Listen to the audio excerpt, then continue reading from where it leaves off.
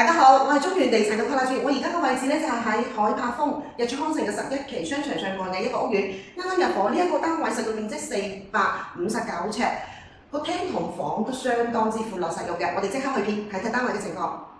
呢間459尺嘅兩房單位個客廳真係好闊落啊！一入門口有玄關位，上面係儲物空間同埋鞋櫃嘅。呢一邊咧係一個雙門嘅冰箱同埋開放式嘅廚房。呢一邊係飯廳嘅位置，可以擺2至4座位嘅餐台。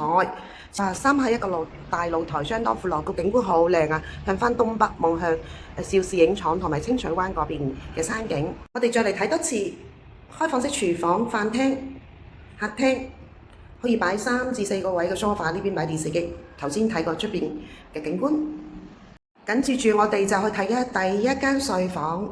樓底特高3.3米，出邊嘅景觀都係全山景，好正。呢間細房咧都可以係擺到4尺床，同埋可以做到一個細嘅衣櫃。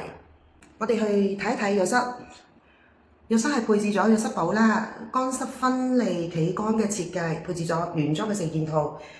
最後我哋再睇睇間主人房。L 型嘅大玻璃窗，令成個單位嘅光線係相當靚㗎。哇！過嚟我哋再睇睇呢間主人房係做咗一個4尺預留咗個衣櫃位，可以做到頂嘅。如果快，我就同大家睇完呢一個咁優質、咁靚嘅兩房，而且有衣櫃位、開陽景嘅單位。如果大家有興趣咧，可以打電話俾我預約睇樓。